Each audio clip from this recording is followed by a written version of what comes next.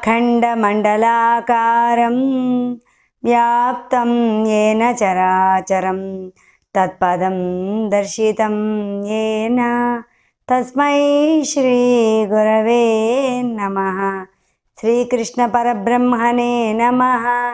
ఓం నమో భగవతే వాసుదేవాయ. మనం భగవద్గీత కర్మయోగంలో 19 శ్లోకాలను పూర్తి చేసుకొని 20వ శ్లోకంలోనికి అడుగు పెడుతున్నాము. మానవ జీవితం యొక్క ముఖ్య లక్ష్యం జ్ఞాన మార్గం. జ్ఞాన మార్గాన్ని అనుసరిస్తే మోక్షం ప్రాప్తిస్తుంది.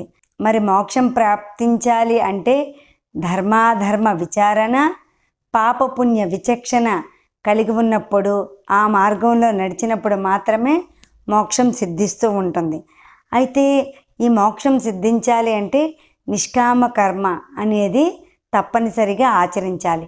దీనివల్లనే భక్తి జ్ఞానము చేకూరుతాయి.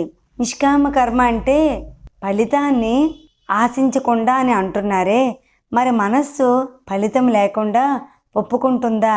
అలా చేయడానికి ఏ మనసు వెనుకాడుతుందే అని కుతర్కంలో మనం పడిపోతూ ఉంటాం. మనం ఫలితాన్ని కోరుకోకుండా మనం చేసే పనుల వలన వచ్చే ఫలితాలే లోకహితార్థమై పనిచేస్తూ ఉంటాయి అనే సద్బుద్ధి మనలో కలగాలి. ఇలాంటి వాళ్ళు ఎవరైనా ఉన్నారండి? మానవ సమాజంలో అభ్యుదయంలో నడిచి వాళ్ళ యొక్క జీవన సరళిని అనుసరిస్తే చాలు అనుకునే వాళ్ళు ఎవరైనా ఉన్నారండి?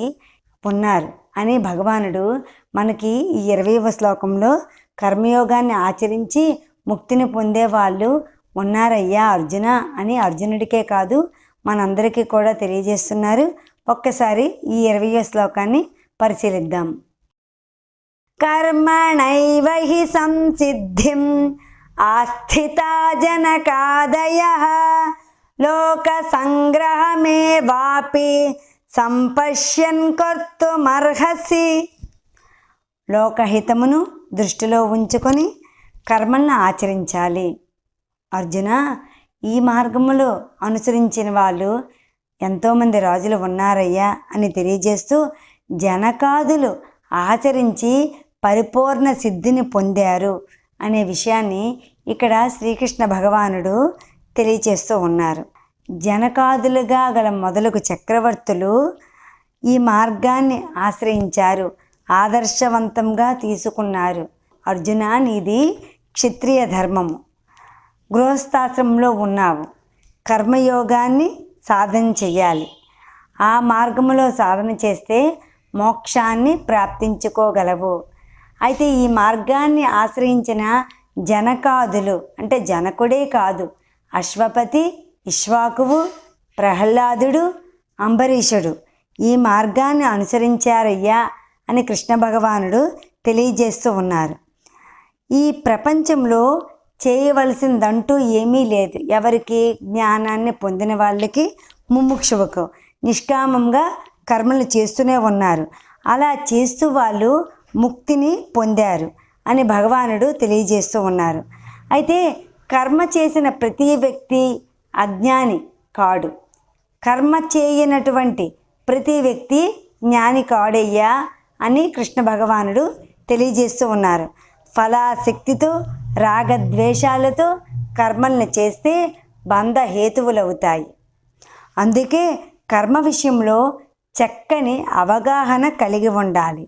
జ్ఞానం లేకుండా, జ్ఞాననిష్ట అవగాహన లేకుండా వాళ్ళను కర్మను త్యజించాలి అని అనుకుంటే వాళ్ళు కర్మయందు అంటే ఇప్పుడు జ్ఞానం లేకుండా, జ్ఞానంలో సిద్ధి పొందకుండా కర్మలు చేస్తూ పోతూ ఉంటారు, లేకపోతే కర్మలు త్యజిస్తూ ఉంటారు, కర్మల్లో కూరుకుపోతూ ఉంటారు.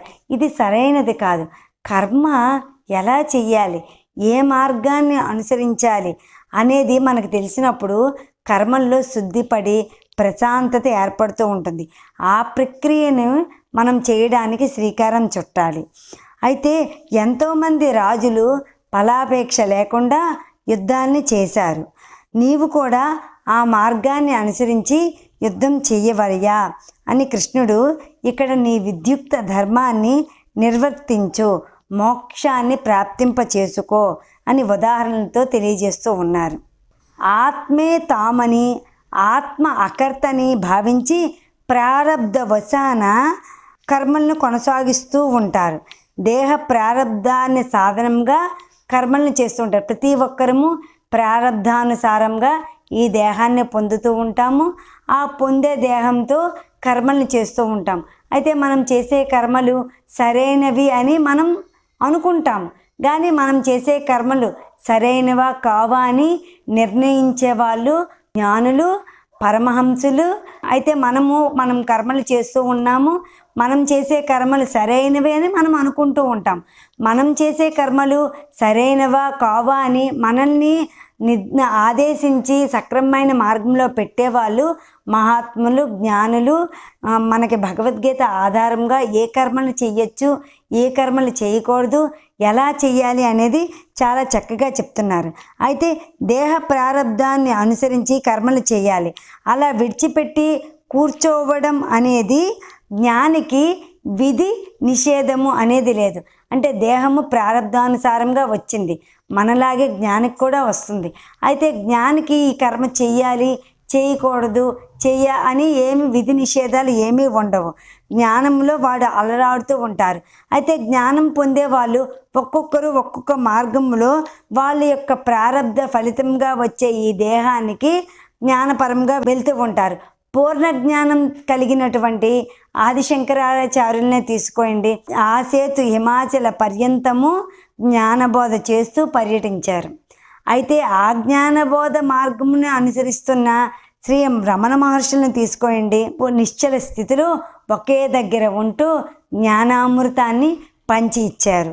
అంటే మహాత్ములు వాళ్ళ ప్రారబ్ధ అనుసారంగా వచ్చిన ఈ దేహాన్ని ఆశ్రయించుకొని జ్ఞానాన్ని పంచిపెడుతూ ఉన్నారే కానీ కర్మని త్యజించాలి అని వాళ్ళు అనుకోలేదు. కాబట్టి అర్జున, జ్ఞానులైన జనకాదులే లోకహితం కోసం కర్మలను ఆచరించారు. మరి నీవు కర్మలను త్యజిస్తాను అంటున్నావే, ఇది సరైనదేనా? నీవు చేయవలసింది ఒకటి ఉన్నది. ఆ కర్మ నిన్ను కురుక్షేత్ర యుద్ధం వరకు తీసుకువచ్చింది. నీవు కానీ నేను కానీ ఇక్కడున్న వాళ్ళందరూ కానీ మనం యుద్ధం చేస్తామని అనుకున్నామా? అనుకోలేదే. కానీ మనకి ప్రారబ్ధానుసారంగా ఈ కర్మ వచ్చింది. నీవు ఇప్పుడు ఈ కర్మను త్యజిస్తాను, సన్యాసం స్వీకరిస్తాను అనేది సరైనది కాదు. ఇది క్షత్రియ ధర్మం కాదు. ఒక క్షత్రియుడు ఆచరించవలసింది, అనుసరించవలసింది కాదు. సర్వే రాజాశ్రితా ధర్మాః, అన్ని ధర్మాలు రాజును ఆశ్రయించాయి. రాజు అనే ఈ దేహాన్ని ధరించావు కనుక ధర్మాన్ని కట్టుబడి నీవు చేయవలసిందే, చేసి తీరాల్సిందే. నీవు జనకాదుల్ని అనుగుణంగా ఆశ్రయించి వాళ్ళ మార్గంలో నడిచి నిష్కామంగా నీ యొక్క కర్మను చేయాలి అనే విషయాన్ని ఇక్కడ భగవానుడు చాలా స్పష్టంగా తెలియజేస్తూ ఉన్నారు. అంతవరకు స్వస్తి. హరే కృష్ణ హరే కృష్ణ కృష్ణ కృష్ణ హరే హరే హరే రామ రామ రామ హరే హరే. సర్వం శ్రీకృష్ణార్పణమస్తు. శ్రీకృష్ణ పరబ్రహ్మణే నమః. ఓం నమో భగవతే వాసుదేవాయ.